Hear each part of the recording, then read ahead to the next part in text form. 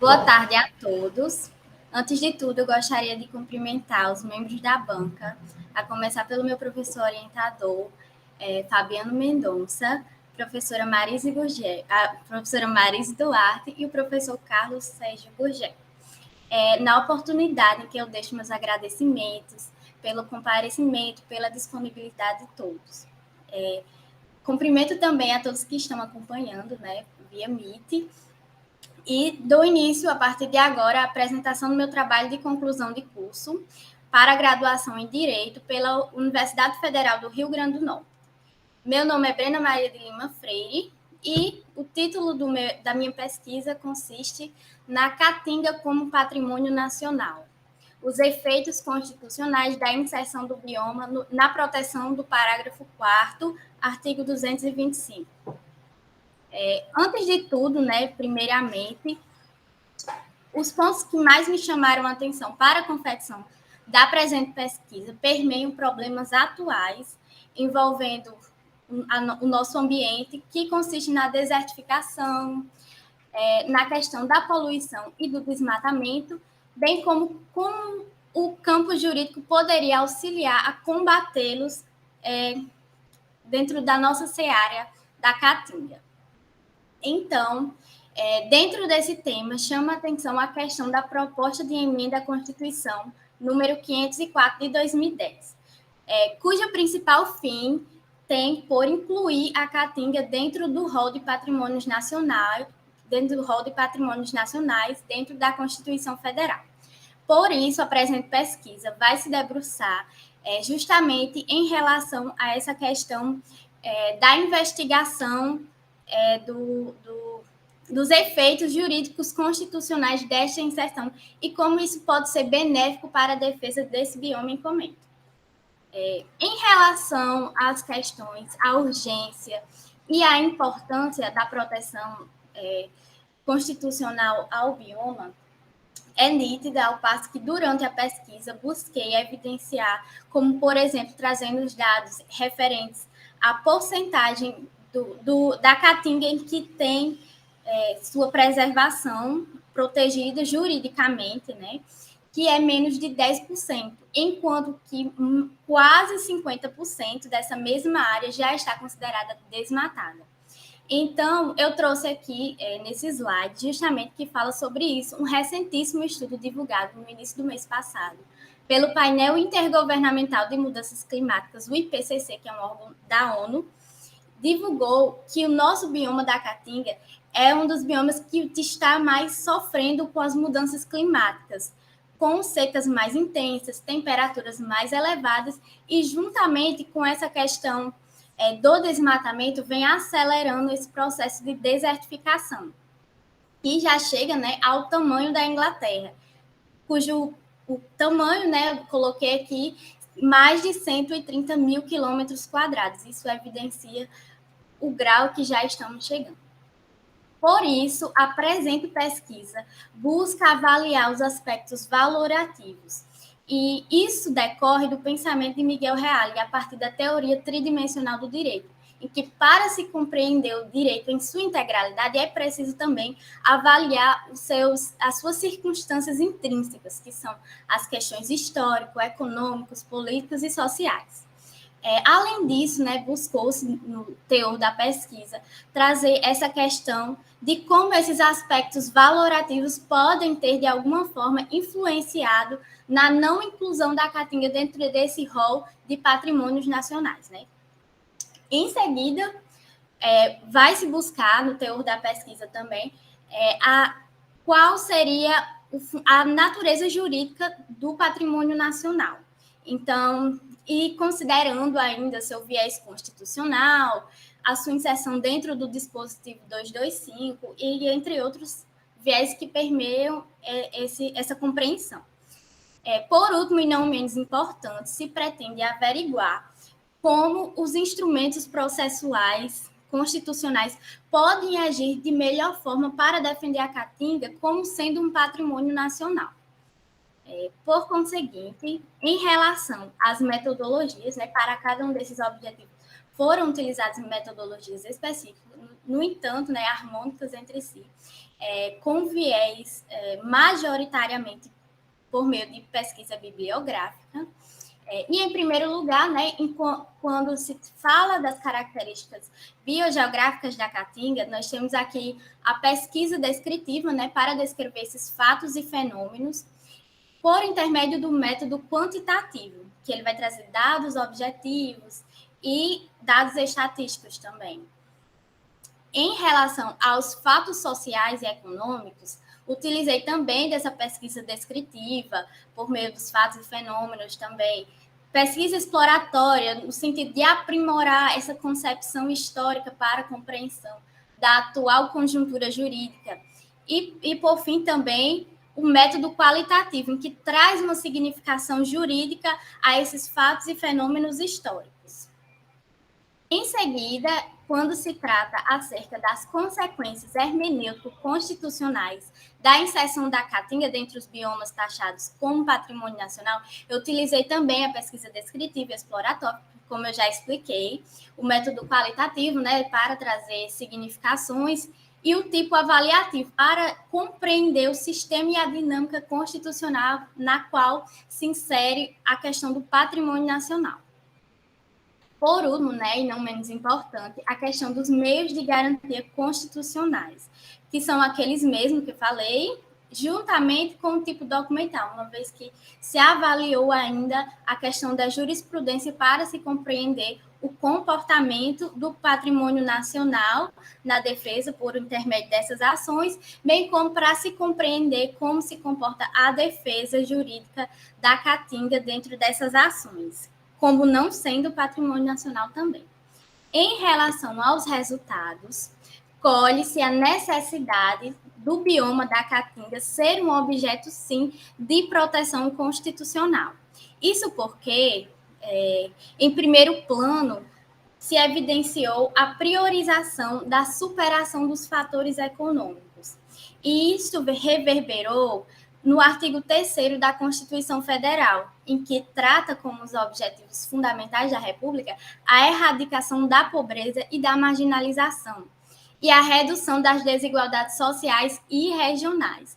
Dada a característica, né, fez com que o Executivo, por intermédio da agropecuária, adotasse medidas de priorização, né, dessa superação desses fatores econômicos.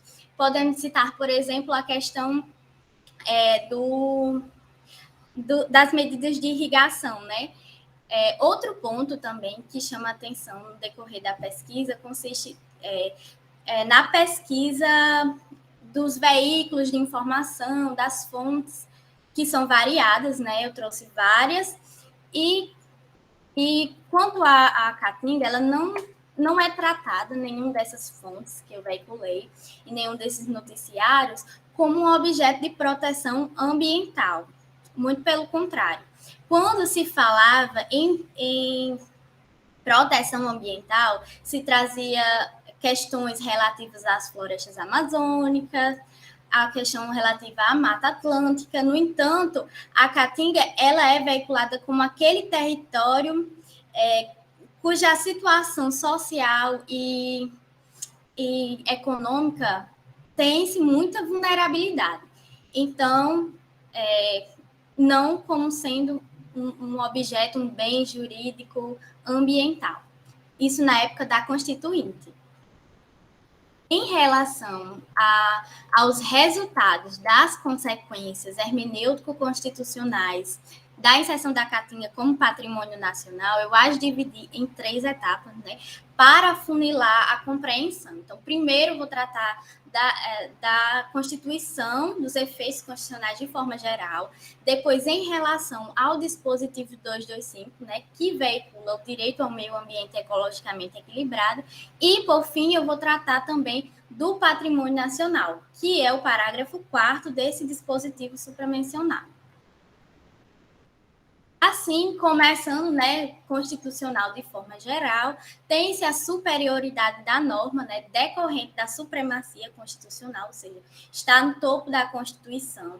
Também se tem a rigidez constitucional na alteração decorrente lá daquele artigo 60, Outro ponto que chama atenção também é que esse dispositivo, né, se relaciona com os direitos fundamentais, é um direito fundamental ambiental. Então, ele pode, inclusive, ser considerado cláusula pétrea. Em relação também à amplitude constitucional, ou seja, que aquela norma vai vincular todas as demais normas, visto que está vinculada na Constituição, bem como a politicidade, que trata da questão política, uma vez que está veiculado na Carta Política, né, vai trazer esse viés para o tema, e por fim, né, a vinculação aos princípios constitucionais, passando-se a harmonizar com esses princípios. Por conseguinte, nem em relação ao artigo 225, como eu disse, que trata do direito do meio ambiente ecologicamente equilibrado, segue a mesma linha constitucional, uma vez que está, evidentemente, dentro da Constituição. No entanto, sua aplicação se dá de forma genérica, ou seja, não escolhe um bioma para proteger, ele protege a todos os biomas independentemente, por isso genérica. E também tem sua aplicação plena, uma vez que ele não precisa, a lei constitucional, ela não depende de uma lei infra para gerar efeitos, ao contrário do que acontece com o patrimônio nacional, uma vez que o seu teor, ele naturalmente autoriza restrições. Primeiro que ele diz que o uso do patrimônio nacional será regulado por lei. Então, ele já não se aplica de forma tão plena assim. Isso vai fazer sentido um pouco mais na frente, quando eu estiver explicando sobre as ações. Não vai consistir em bem da União, aquele bioma considerado como patrimônio nacional. No entanto, ele vai atrair, sim, o interesse nacional, vai configurar um espaço especialmente protegido e, em suma, dadas características, vai ensejar a compreensão de que esse dispositivo do patrimônio nacional, ele vai, na verdade, obstar uma supressão legislativa. Ele vai servir para isso, para resguardar o núcleo essencial do direito de defesa ambiental daquele bioma. Por isso, eu trouxe uma concepção de natureza jurídica de garantia institucional, porque, como eu disse, ele não vai veicular um direito fundamental propriamente dito, mas vai se relacionar a esse direito ambiental fundamental. O que coaduna com o conceito dado por Carl Schmitt acerca de garantia institucional, que diz aqui, não é um direito fundamental em sentido autêntico, mas significa uma proteção constitucional contra a supressão legislativa, segundo o que é característico da garantia institucional. Isso resta ainda mais claro quando passamos a avaliar as questões dos instrumentos constitucionais de defesa. Aqui eu fiz um comparativo entre a caatinga por ser bioma e a caatinga por ser patrimônio nacional. Visualmente, nós vemos aqui que a caatinga, como sendo patrimônio nacional, ela tem um rol maior de instrumentos de defesa.